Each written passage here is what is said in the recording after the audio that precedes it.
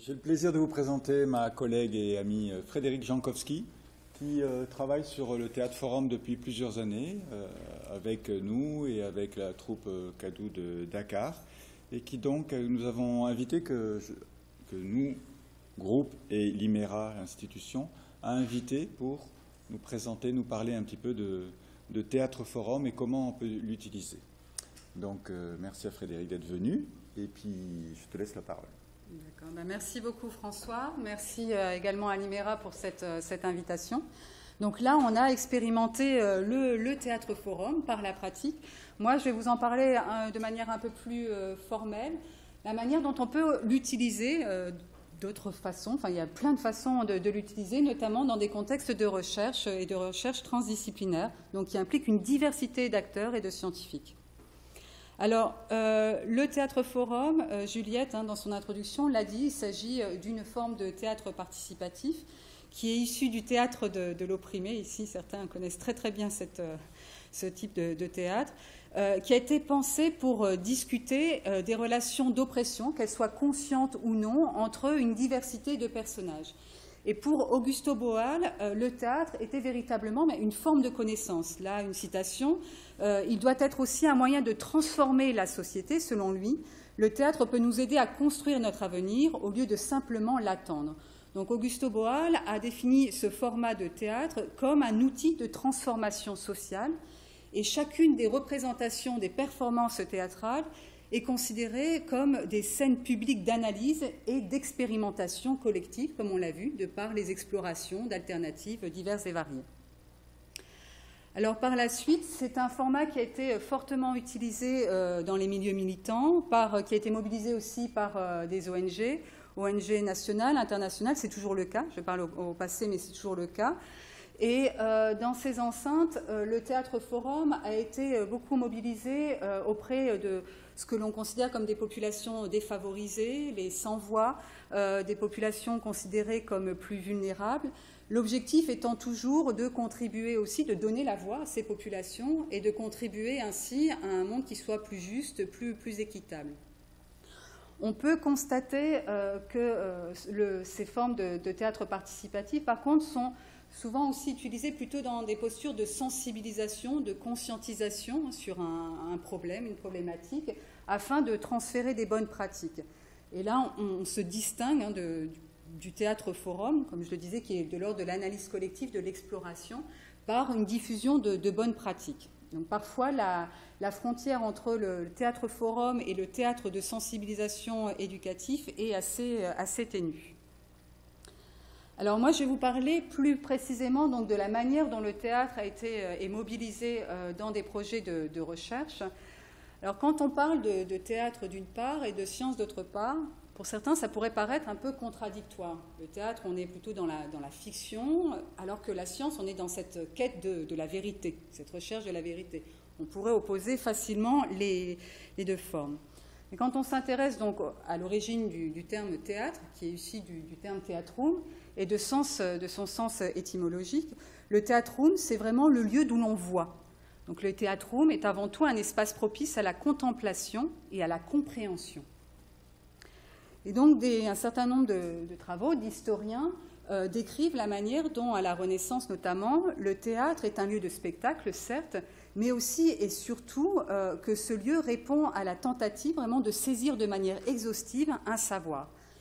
Là, je cite Frédéric Aïtatoui, qui décrit au XVIe siècle comment notamment les astronomes, tels que Kepler, mobilisaient les formes théâtrales pour rendre visible un savoir caché, pour exposer le savoir, et aussi un moyen d'observer tout simplement le monde. Parce que le théâtre a cette capacité à réunir dans un lieu très restreint une diversité.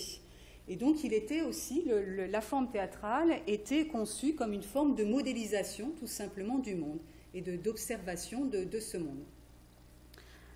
Au XIXe siècle également, on est à l'âge d'or de la vulgarisation. On voit apparaître des formes de théâtre scientifique.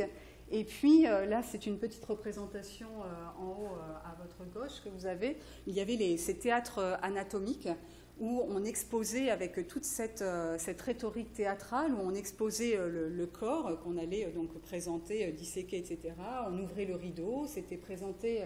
Et toute cette mise en scène, en fait, avait vraiment pour vocation à transmettre ce savoir médical, ce savoir anatomique, puisque le théâtre était envisagé à cette époque-là aussi comme un moyen important et fort de vulgarisation, de transmission et d'apprentissage de savoir.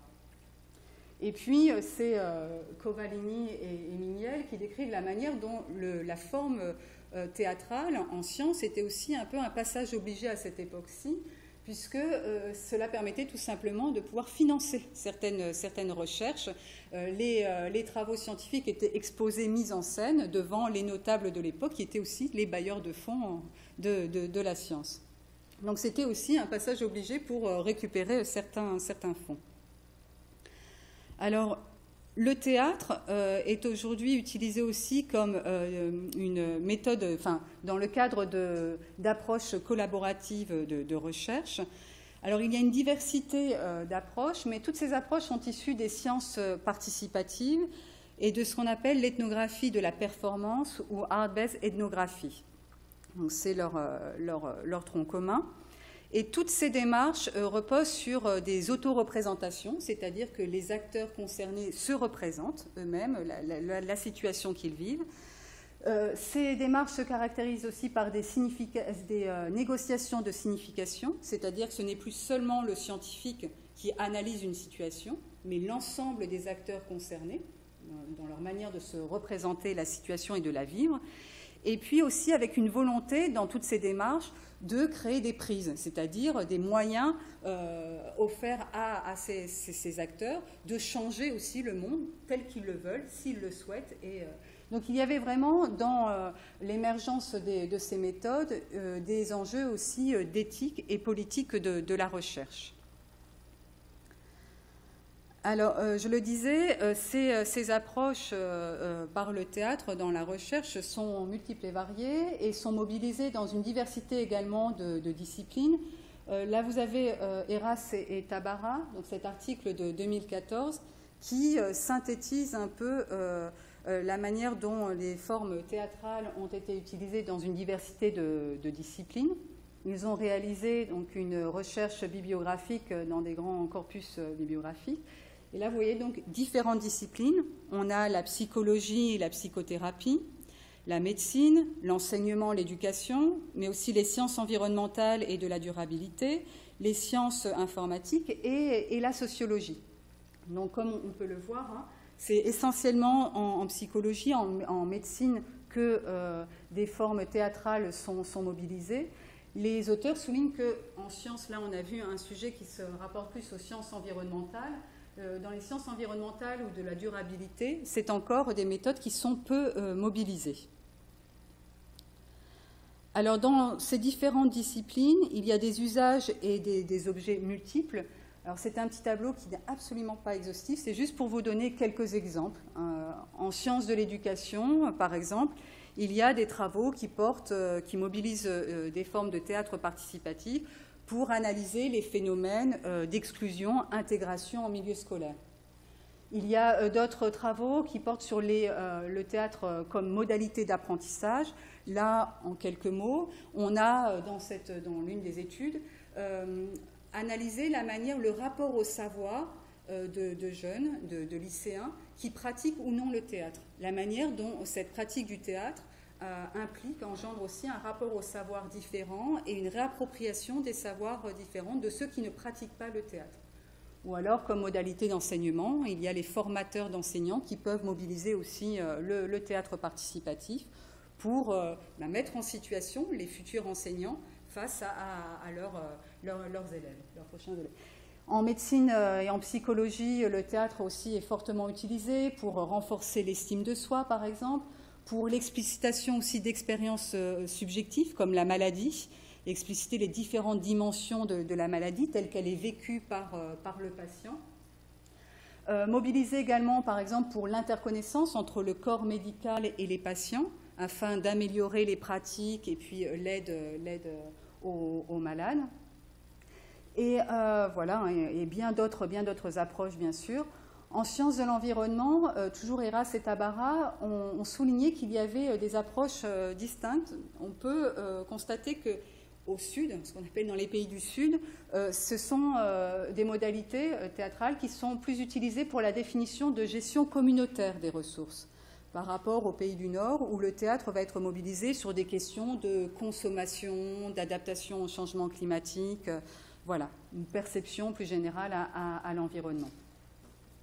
Donc vous voyez, en fonction des disciplines, les formes de théâtre participatif, de théâtre forum peuvent être utilisées pour des objectifs très, très divers et variés.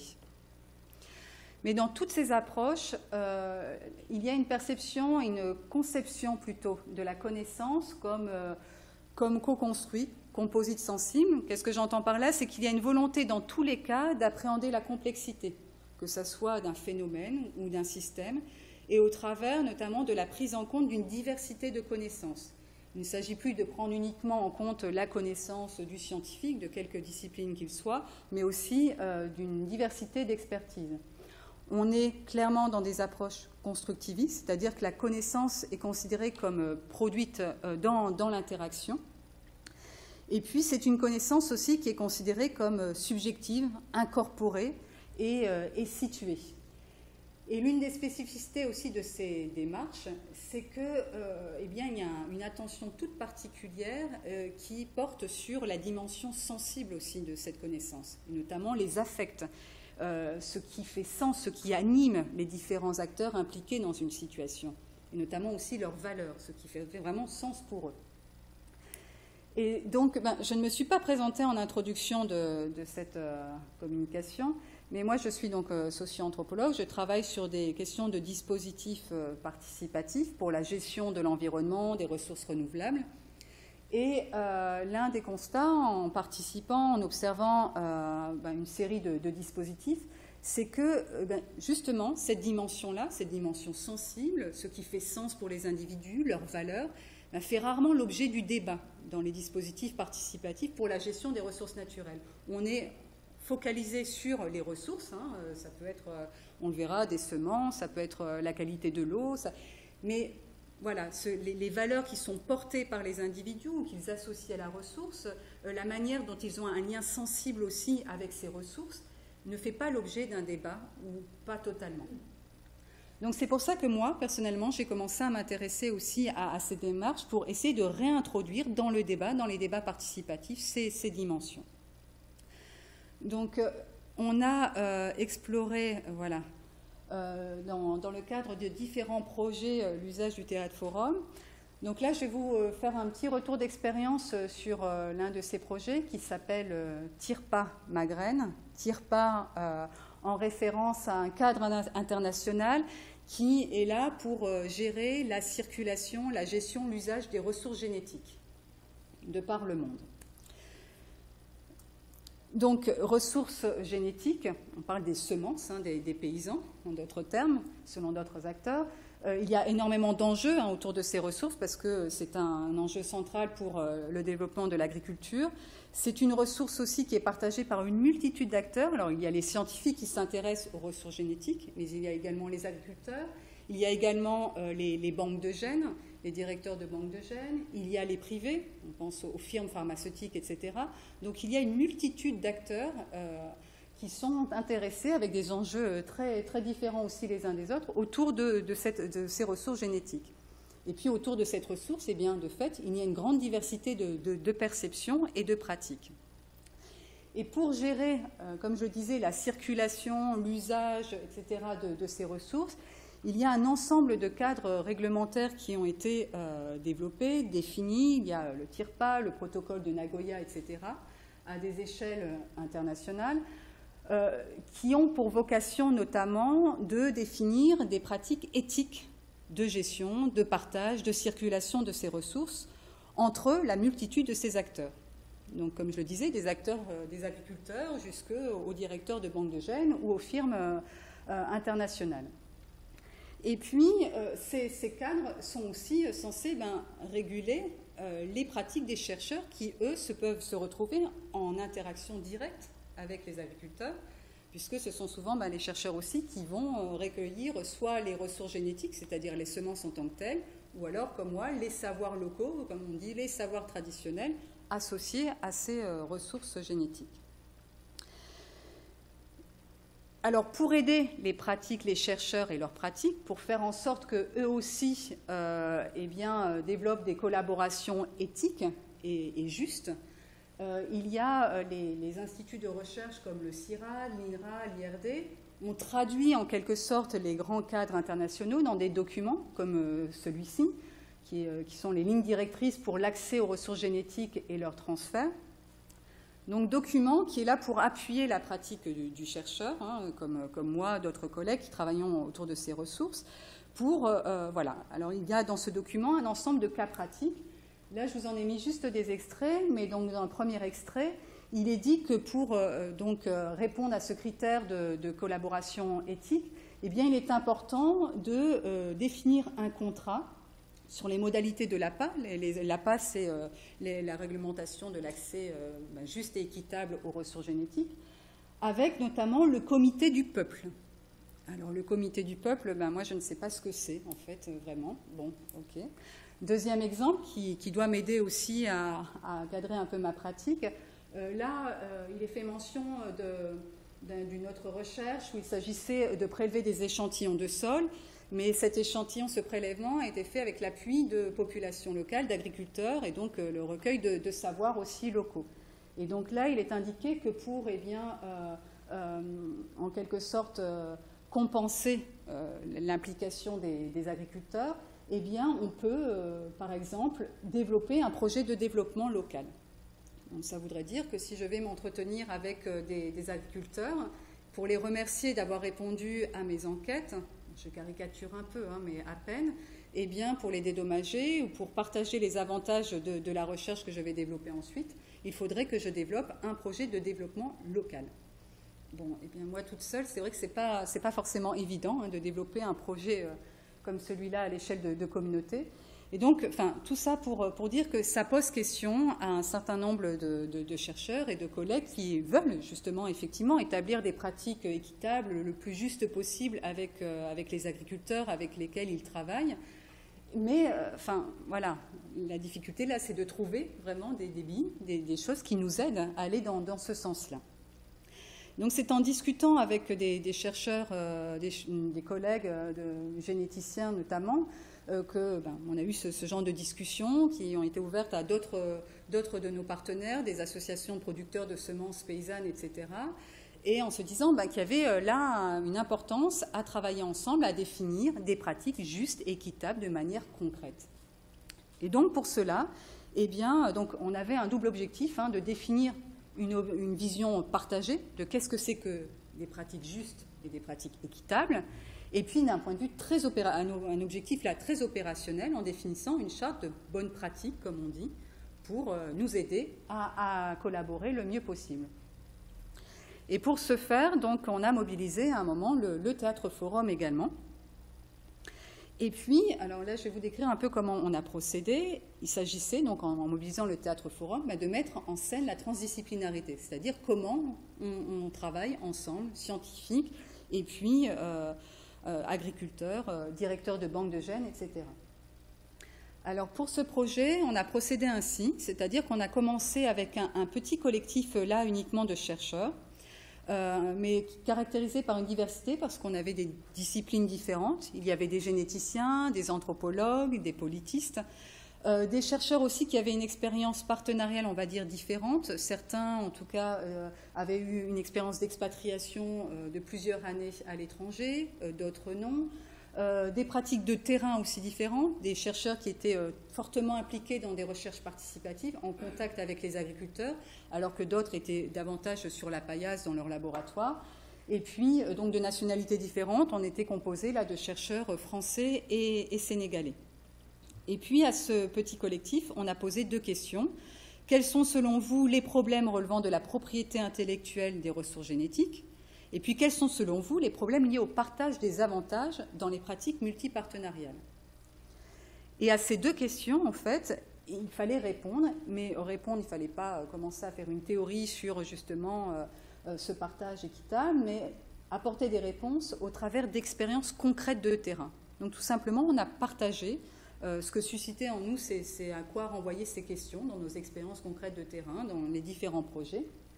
Donc il y a eu explicitation comme ça de savoir expérientiel des uns et des autres. Et puis il y a eu ensuite identification de situations communes, c'est-à-dire que, ok, François me raconte son histoire, ah ben oui, celle-là, elle fait écho, c'est pas tout à fait la même que la mienne, mais en même temps, eh bien, elle fait écho à ce que j'ai pu vivre ou ressentir à un moment. Et c'est comme cela qu'on a sélectionné, qu'on a composé des situations par rapport au fait que ça faisait tout simplement écho aux expériences concrètes des uns et des autres. Et puis là, une fois ces situations identifiées, eh bien, on a écrit un petit script. Donc là, on a monté en généricité, puisqu'il s'agissait d'identifier au travers de cette sélection de situations, eh bien, les tensions multiples que nous-mêmes, on avait expérimentées dans ces situations. Et là, vous voyez, on a identifié une série d'enjeux. Oui, le fait que dans des projets collaboratifs comme cela, il y a eu une multitude d'enjeux, que les enjeux auxquels doivent répondre les chercheurs ne sont pas les mêmes que ceux des agriculteurs, etc. Qu'il y avait un décalage effectif entre les pratiques et les cadres légaux de circulation et d'accès aux semences, qu'il y avait aussi des décalages parfois et des tensions entre cadres institutionnels. Je disais, on était des chercheurs français et des chercheurs sénégalais, donc des instituts de recherche différents aussi impliqués, entre ce qu'on appelle des régimes de sciences, c'est-à-dire qu'effectivement, on est tous scientifiques, tous chercheurs, mais on n'a pas forcément le même mandat. On ne répond pas non plus forcément aux mêmes enjeux de recherche ou aux mêmes enjeux politiques. Et puis, entre régime de production de connaissances, ou autrement dit, entre postures de recherche, je le disais tout à l'heure, certains sont fortement impliqués dans des recherches partenariales participatives, alors que d'autres le sont beaucoup moins. Et puis, une fois donc ce script avec ces différents enjeux de représenter, eh bien là, nous sommes tournés vers la troupe de Kadouyara. Ce que je n'ai pas stipulé, c'est que je rentre là de 5 ans d'expatriation au Sénégal. 5 ans au cours desquels on a beaucoup travaillé avec Diol et donc sa compagnie de théâtre forum, les Kadouyara. Donc voilà, on leur a soumis dans ce cas-là le script qu'on avait défini entre nous. Et puis, à ce script, ils ont ajouté un ensemble de savoirs aussi, un ensemble de savoirs de l'ordre artistique, scénique, esthétique, etc., pour donner vie aux situations que l'on leur avait soumises. Et il y a eu comme ça un ensemble d'allers-retours entre leurs propositions et puis nous, notre regard. Voilà, donc tout ce petit processus pour vous montrer comment d'expériences très singulières, on est passé à la construction d'une représentation qui se voulait générique, assez générique, pour elle-même ensuite solliciter un ensemble d'expériences individuelles singulières. Alors à quoi ressemble cette pièce ? Hop, je vais vous montrer ici en résumé et en vidéo. Donc, la pièce. La première scène porte sur les modalités de communication et de collaboration entre chercheurs et agriculteurs. Elle représente la rencontre entre un agriculteur, M. Ndiaye du village de Ndiayen, et un chercheur brésilien, Justino Esperanto, accueilli dans un laboratoire sénégalais dans le cadre d'un projet international sur les semences. Justino est à la recherche de semences paysannes et demande à Ndiaye de lui montrer celles qu'il utilise. Esperanto, dis-moi, nous à chaque fois, on voit des gens comme vous venir ici dans le village. Et à chaque fois, ils te demandent, est-ce que je peux voir tes graines, est-ce que je peux voir tes semences, les animaux, les arbres et tout ça. À un moment donné, lorsque vous avez ce que vous cherchez, partir. Et revenir au zéro. C'est pas bon? Afin de le rassurer, Justino essaye de lui expliquer la thématique du projet et lui donne sa carte de visite. Monsieur Ndiaye accepte de lui donner un lot de semences de Ndela, une variété de niébé héritée de sa famille et qui soigne un grand nombre de maladies. La seconde scène met en avant les multiples valeurs, les dimensions identitaires associées aux semences pour les agriculteurs. On apprend au cours de celle-ci que la réserve de Ndela du village de Ndiayen a été complètement dévastée. Des insectes ont pénétré dans les sacs où était conservée la variété. Qu'allons nous faire avec les villageois de Ndiobé? Les Ndiobé, avec leur langue pandie. S'il entend que nous n'avons plus de Ndela, ils vont se moquer de nous. Après discussion, Ndiaye, accompagné de 2 autres agriculteurs, décide de retrouver Justino à Dakar pour récupérer un peu des semences qu'il lui avait données.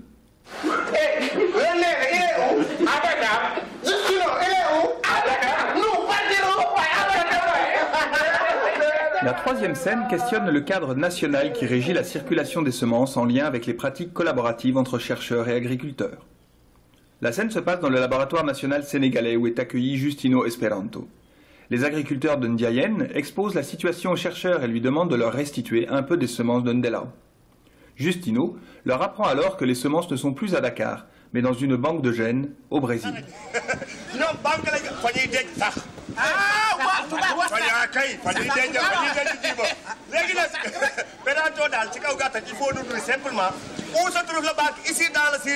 Nous partir chercher le Ndela. Il est au Brésil. Ah.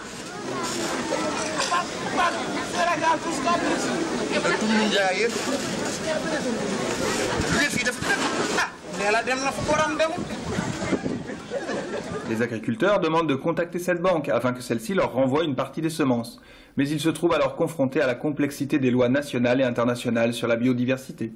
La 4e scène souligne la manière dont les collaborations scientifiques internationales peuvent également être porteuses de dilemmes éthiques. Justino expose la situation à son partenaire sénégalais avec qui il travaille sur le Ndelao. Ce dernier lui dit que justement il a une grande nouvelle à lui annoncer. Grâce à une nouvelle technologie, il a pu breveter le génome de la semence recueillie à Ndiayène. Mais ça ne t'appartient pas. Elle appartient aux villageois de Ndiayène. Comment ça ne m'appartient pas? Mais c'est moi qui ai fait les recherches. C'est moi qui les a brevetés. J'ai même séquencé le génome, donc ça m'appartient. Est-ce qu'au moins tu les as informés? Écoute, ce n'était pas la peine de les informer. Tout est passé dans les règles. Tu connais comment ça se passe ici. Il y a l'État, il y a les institutions, il y a tout. Tout est aux règles. Enfin, la 5e et dernière scène soulève, à l'échelle des individus et des collectifs, la question des droits de propriété intellectuelle sur les résultats de la recherche. Le chercheur, ayant breveté le génome de la semence, est invité à une conférence de presse pour parler de son innovation. Les griots le chantent, célèbrent son travail et lui présagent une carrière de ministre. Soudain, l'un des agriculteurs de Ndiayène interpelle le chercheur sur le fait que ce niébé s'appelle le Ndelao et que cette variété lui appartient. Un autre agriculteur du même village fait alors aussi son apparition en indiquant que ce Ndela appartient en réalité à sa famille. Et toi, qui as le Ndela lorsque tu as épousé ma sœur, donc le Ndela, ça nous appartient. Du tout, ça m'appartient. Mais arrêtez, ça m'appartient.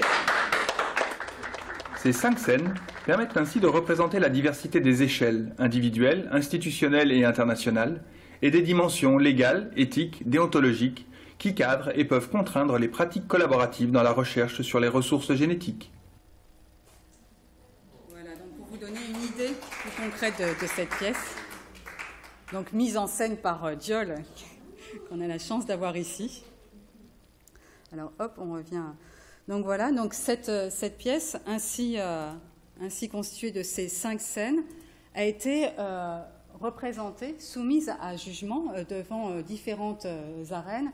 Donc différents publics. Il y a eu un grand atelier d'organiser avec là justement réunissant des chercheurs, des sélectionneurs, des directeurs de banques de gènes, des représentants étatiques, des organisations paysannes, des ONG de 8 pays d'Afrique de l'Ouest qui étaient présents et qui ont participé, donc assisté à ces représentations, mais vraiment participé, j'insiste, on verra après. C'est une pièce aussi qui a tourné dans les foires nationales et internationales de semences paysannes au Sénégal. Et du fait des ONG et des organisations de semences paysannes. Et puis, dans le cadre du premier festival alimentaire, c'est dans des écoles chercheurs aussi, des formations auprès d'étudiants, mais mes collègues en génétique utilisent le film de la pièce dans sa globalité comme support pédagogique aussi pour former les futurs généticiens au Sénégal et en France.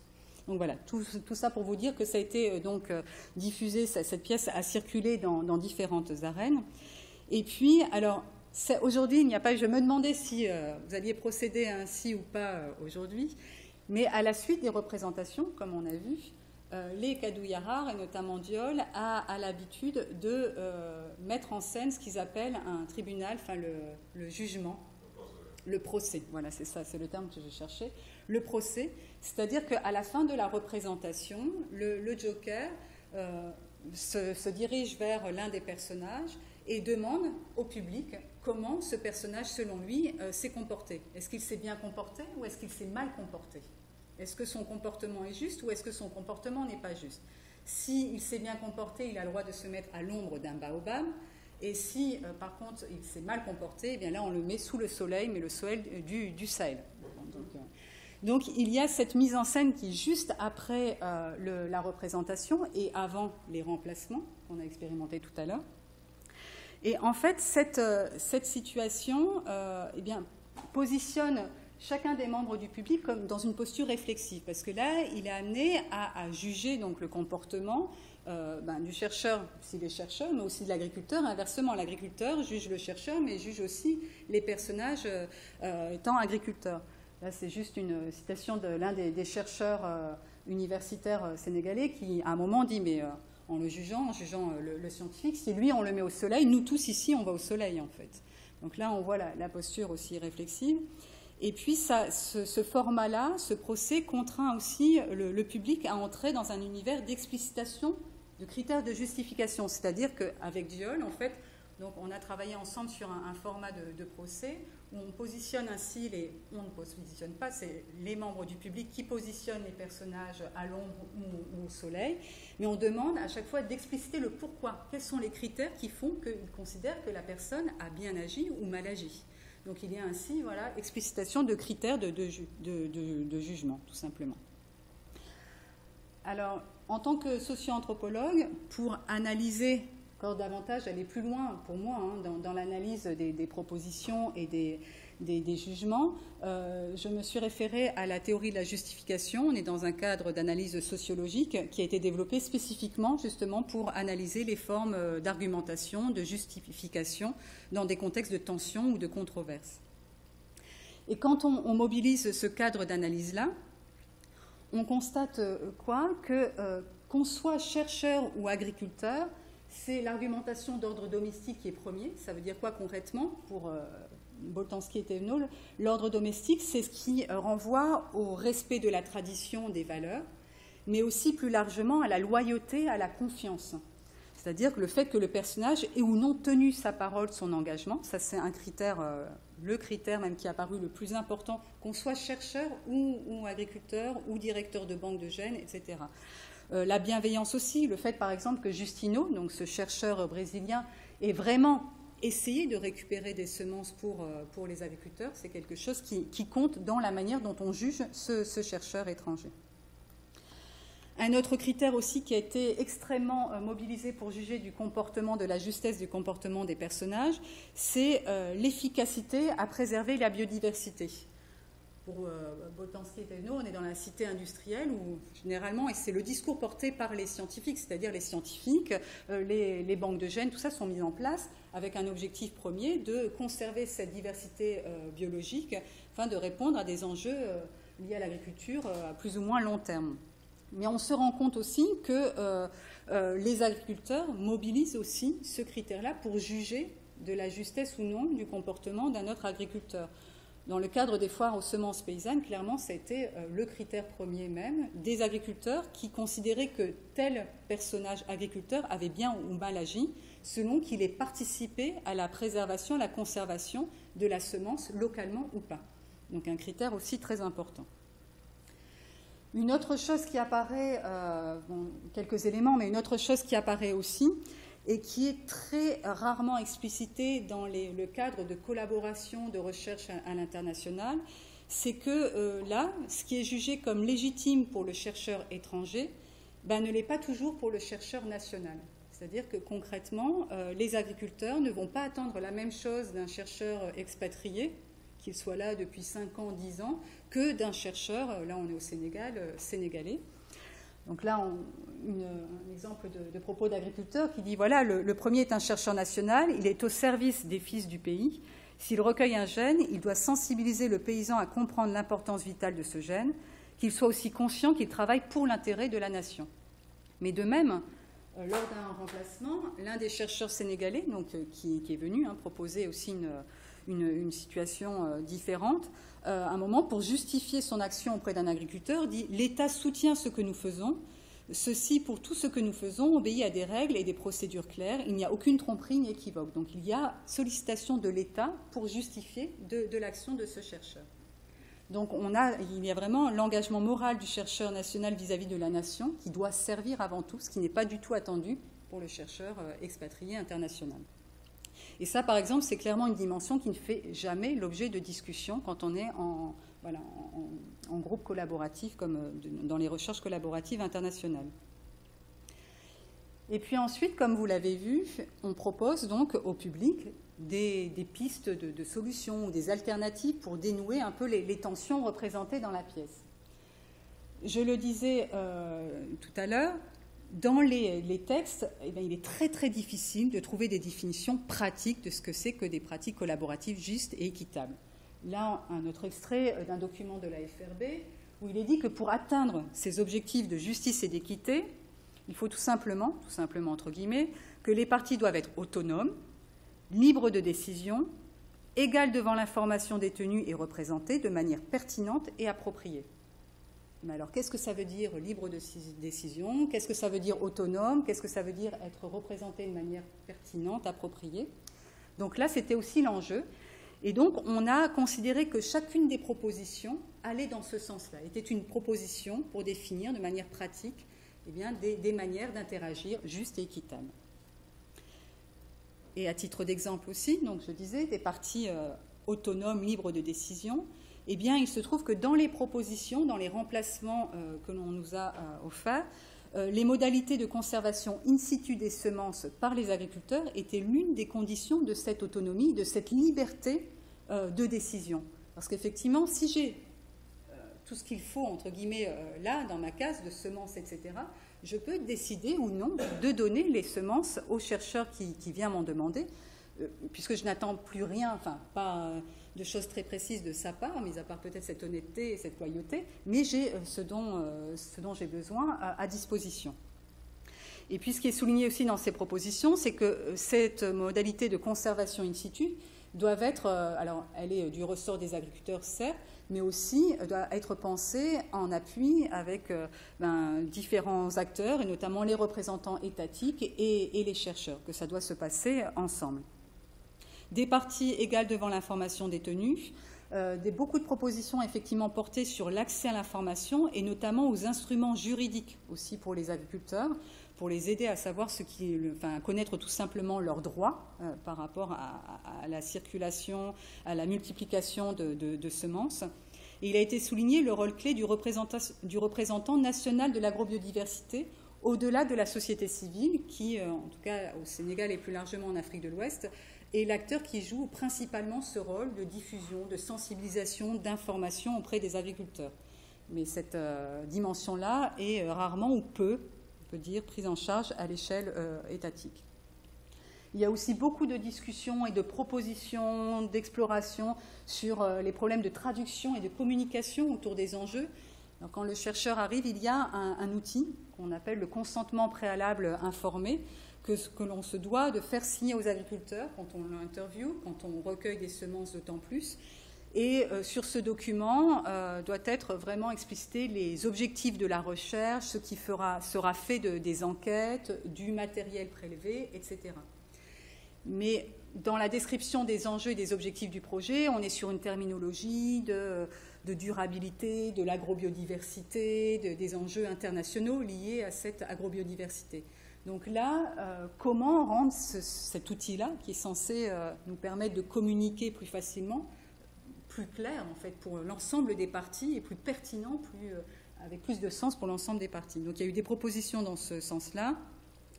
Et puis je parlais aussi de parties représentées de manière pertinente et appropriée. Et là, dans des propositions, on a vu qu'il ne s'agissait pas d'une personne représentante, mais bien plutôt d'un comité qui faisait sens là parmi les participants. Un comité composé de chefs de village, du chef de village, des autorités religieuses, des représentants d'organisations de producteurs. Tout ça pour dire que ces remplacements aussi, ces propositions, elles ont participé à la définition de responsabilités partagées entre les différents types d'acteurs, avec l'identification notamment de rôles clés en fonction des étapes. Il y a celui de la diffusion d'informations sur les instruments juridiques, qui doit porter principalement cela, mais avec tout le monde aussi, de la conservation, etc. Et puis, ces débats, ces explorations ont permis également d'identifier collectivement des causes ou des processus qui sont susceptibles de créer de l'injustice dans ces cadres collaboratifs. Alors, en conclusion, en mobilisant le théâtre forum, au travers de ces expérimentations, on les appelle vraiment des expérimentations et explorations collectives, on a pu ainsi définir en commun une représentation, tout d'abord, des problèmes, des tensions, sous la forme d'une pièce de théâtre. On a aussi défini en commun des interprétations, significations de ces problèmes au travers d'analyses croisées et partagées. On a également défini des conceptions pratiques de l'éthique et de la justice pour une gestion transdisciplinaire des ressources génétiques, qui aboutit notamment à une charte de bonnes pratiques qui est toujours en cours de finalisation et d'ajustement. Et ce que je voudrais souligner, c'est que j'ai décrit aussi la manière dont on avait défini la pièce, etc., mais que pour chacune de ces étapes, la création de la pièce, les représentations, les remplacements, etc., pour l'ensemble de ces productions, en fait, il y avait 2 critères principaux d'évaluation communs à tous, qui ont été premièrement le fait d'éprouver l'esthétisme, ce qui n'est pas un critère classique en tant que chercheur, de considérer que ce soit le critère de validation de ce qui est proposé. Et puis, deuxième critère d'évaluation, la dimension opérationnelle pratique, c'est-à-dire que ce qui devait être proposé pouvait être mobilisé de manière pratique et convenir à l'ensemble des participants. Et puis, ça a permis de réintroduire aussi dans les débats des pratiques partenariales les sphères économiques, juridiques, politiques, constitutives de la recherche collaborative internationale, qui sont très peu aussi explicitées, comme les dimensions sensibles et morales. Voilà. Et tout ça rendu possible notamment par le fait que le Théâtre Forum a imposé et impose à chacun des participants un langage particulier et qui n'est pas familier à aucun... en tant que chercheur, on n'a pas pour habitude de se mettre en scène et puis de monter sur scène. C'est le cas aussi pour les agriculteurs avec lesquels on a travaillé, pour des directeurs de banques de gènes, pour des représentants étatiques aussi. Et là, on est tous soumis à ces règles du jeu, en quelque sorte. Et voilà. Voilà ce que je voulais vous présenter cette fin d'après-midi.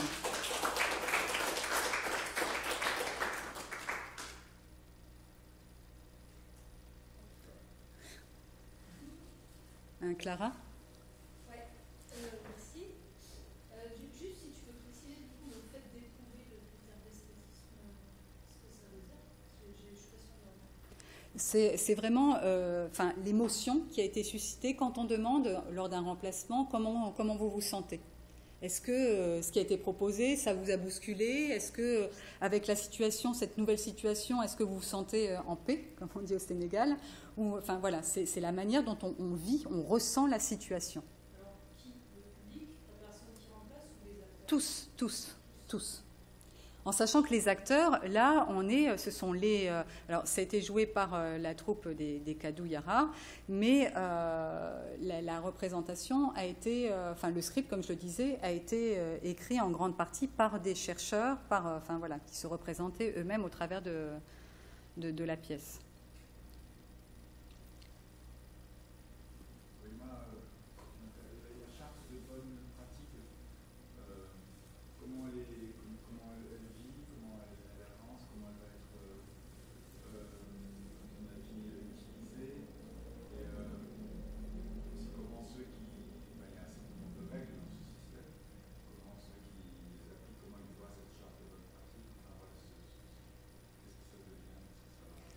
Alors là, on n'est pas dans un cas idéal, mais en tout cas un cas qui présente, c'est-à-dire que cette aventure a commencé en 2015, pour la partie ouverture de débat sur ces questions spécifiques d'éthique et de pratique, mais avec un réseau d'acteurs, donc avec l'ensemble, la diversité d'acteurs que j'ai listés, qui se connaissaient déjà, parce qui avaient déjà travaillé ensemble dans le cadre de projets de recherche, Donc là, on est sur un réseau d'acteurs qui se connaît depuis pas mal d'années maintenant, ça va faire une dizaine d'années, je pense, moi.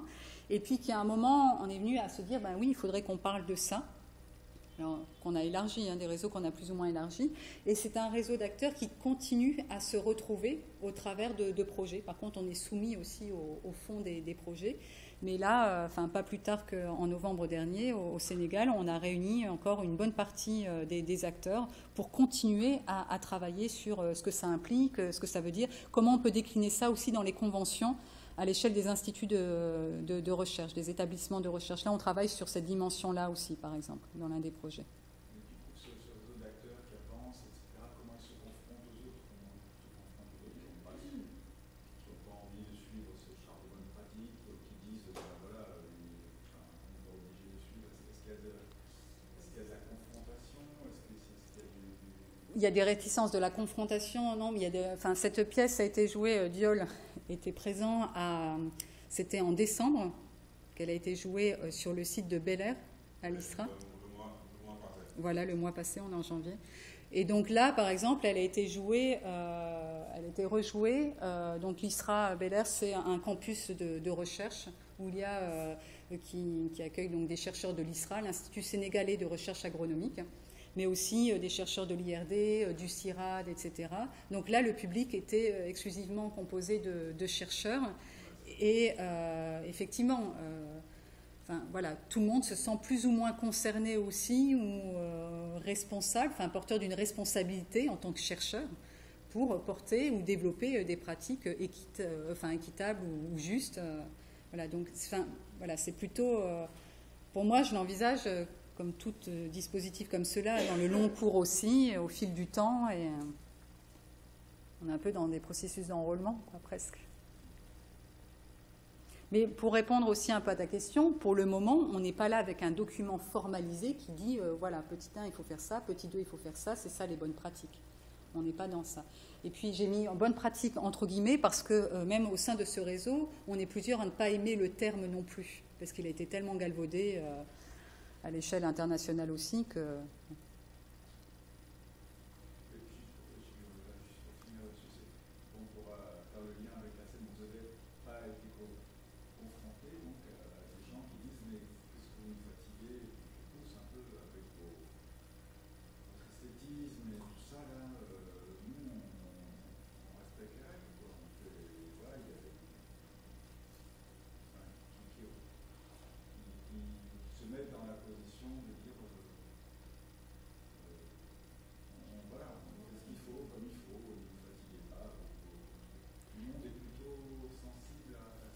Non, comme je disais, voilà, certains ne se sentent pas concernés en fait. Ils ont l'impression que ça ne les ils n'ont pas exprimé, voilà, de résistance. Voilà, ça n'a pas été exprimé.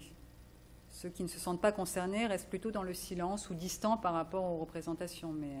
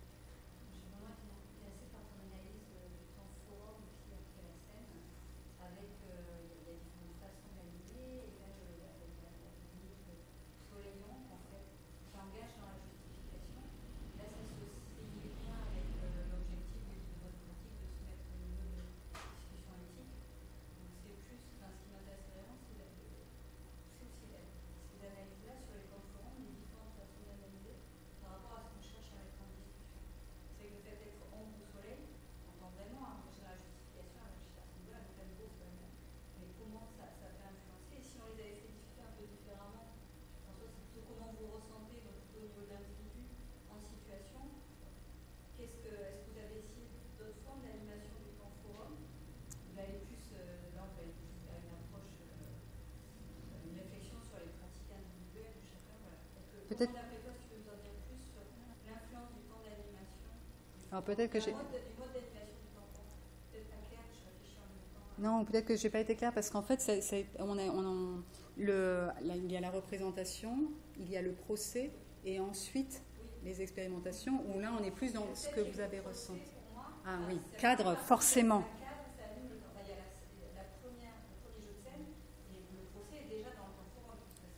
Oui, oui, bien sûr, oui, oui.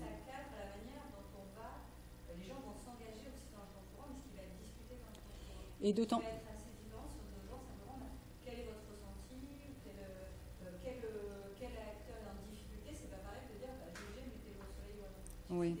Par les discussions qu'on a eues, ça va être très intéressant de réfléchir à ces techniques pour le forum. Alors, juste avant, on demande tout de même, avant le procès, ce que vous avez vu. Comme là, typiquement, c'était fait. Qu'est-ce que vous avez vu? Voilà, donc il y a ce temps-là. C'est vrai que j'ai zappé, mais il y a toujours ce temps-là. Qu'est-ce que vous avez vu? Où là, il y a expression individuelle dans le public de ce qu'on a pu voir, percevoir, etc. Et ensuite le procès. Par contre, je suis complètement d'accord avec toi sur le cadrage.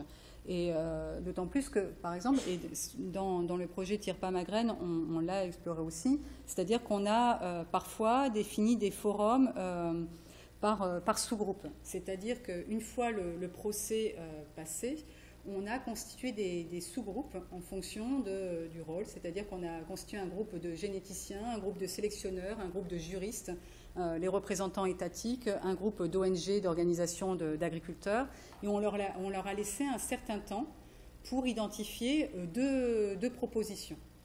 Donc là, on est encore plus dans une mise à distance, c'est-à-dire qu'on a laissé le temps à ces sous-groupes de réfléchir en commun pour justement essayer aussi d'expliciter les points de vue multiples de ces différents types d'acteurs sur où est le problème, quel est le levier qui, selon eux, ils pourraient soulever ou pas, et voir s'il y a des leviers ou des perceptions de la situation vraiment très contrastées entre cette diversité d'acteurs. Donc, par exemple, on a aussi exploré ce type de forum par rapport au forum où, là, comme on l'a fait tout à l'heure, individuellement, on peut proposer quelque chose. Et après, par rapport au cadrage, sur la question du procès, ça donnait lieu à beaucoup de discussions, parce certains étaient plus ou moins réticents au côté du procès, qui est très machiavélique, très dichotomique. Hein, et c'est vrai qu'après, moi, a posteriori, c'est plus même a posteriori, en analysant et en me référant au cas de la justification, là, je me suis dit, mais c'est fantastique, en fait, comme procédé, parce que ça facilite beaucoup l'analyse des justifications et de l'explicitation des critères d'évaluation, c'est sûr. Le procès n'est pas aussi un moment de châtiment ou de compliment. C'est pas ça. Ce qui est proposé aussi comme pour quelqu'un qui a un bon comportement, c'est juste il est à l'ombre du voilà. Et l'autre, comme on pourrait dire, comme châtiment aussi, c'est juste qu'il est sous le soleil. Ce n'est pas Puis il y en a plein qui se retrouvent au milieu au final. Il y en a plein qui se retrouvent au milieu. Au milieu plus proche du soleil, au milieu plus proche de l'ombre. Oui. C'est à la fin beaucoup de positions qu'on peut avoir aussi sur la scène en rapport avec ce que les gens voient. Ça c'est d'un autre niveau aussi. Ça permet au groupe de spectateurs et au groupe qui est sur la scène d'avoir une première tendance de ce que cela sera dans la discussion du forum. Donc, et le Joker pourra, lui, donc plusieurs outils pour pouvoir aborder la discussion. Tout à l'heure, par exemple, j'ai fait le Joker. Je ne savais pas, parce que la thématique ne m'est pas nouvelle, mais quand même le contexte n'est pas le même. Si on avait fait le procès et que je comprends d'emblée la perception que la salle a de ce qui a été déjà montré, ça pourrait m'aider donc dans mon travail d'animation de cette discussion-là. Voilà. Mais après, là où ça va se jouer, c'est sur le forum, où les gens ont la liberté d'intervenir, de dire ce qu'ils veulent, et où d'intervenir aussi sur la scène pour changer les choses. Et après, par rapport au cadrage, ça dépend aussi des thématiques. Ça, c'est quelque chose qu'on a expérimenté aussi. Dans un autre projet avec Diol toujours, je pense à Voix pastorale 2, en fait, on est venu, il y a eu une première période, ce qu'on appelait Voix pastorale 1. Là, on est sur des problématiques de pastoralisme, de modernisation du pastoralisme, etc. Donc, dans la première étape, on avait aussi construit une pièce de théâtre forum qui représentait différentes visions de ce que doit être l'élevage moderne en Afrique australe, enfin sahélienne, australe, de l'Ouest, je suis fatiguée, fin de journée, pardon. Et donc, voilà, devant aussi une diversité de publics. Hein. Là, c'était des campements Pasteur aux représentants Banque mondiale, à FAO, etc. Et puis, dans la deuxième étape, par contre, par rapport à une réflexion qui est celle-là, hein, de cette pièce qui cadrait quand même un ensemble de choses, des retours en disant oui, c'est caricatural, ou ça cadre, ou forcément on va répondre comme ça. Là, on a imaginé un deuxième format où on n'est pas parti de la pièce, on est parti d'une histoire très factuelle qu'on a racontée. Et après un débat, les personnes ont été invitées à mettre en scène voilà, cette histoire. Et là, on était justement là complètement dans aussi l'expression... Non, non, non, non. Mais non, non. Parce que ça fait partie des discussions. Voilà. Tu explicites parce que dans le code de l'eau, moi j'avais développé un jeu pour justement cadrer un peu la justification. Et là, en l'occurrence, je recherchais un débat éthique et c'était à nous qu'on se soulignait l'intérêt de l'expliciter et tout l'intérêt de cette technique-là pour animer le forum. Quand on fait des discussions. Non, non, mais ça c'est. C'était juste pour oui. situer. Oui, moi aussi. Et pour dire aussi que tu vois, ça. On a essayé ça sur cette approche-là à un moment sur une autre thématique qui est l'attachement au lieu. Et ça n'a pas fonctionné, par contre, de cette manière-là. Alors bon, peut-être qu'on aurait pu s'y prendre autrement. Oui, oui.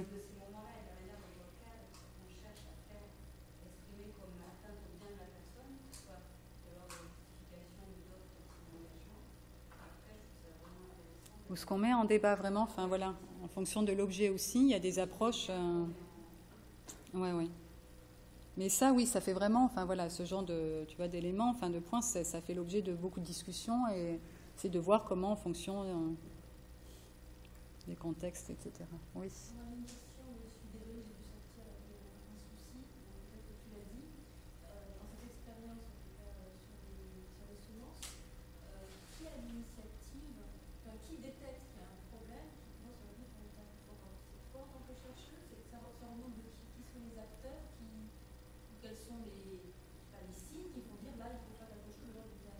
Non, ceux qui ont sonné un peu là en disant là il y a un problème, enfin nous on est en difficulté, ce sont des collègues généticiens qui clairement, parce que eux sont amenés à gérer du matériel, à aller récupérer des semences auprès des agriculteurs. Et donc ce sont des généticiens du réseau d'acteurs dont je parlais tout à l'heure qui ont dit ce point-là, nous on est vraiment en difficulté. Voilà.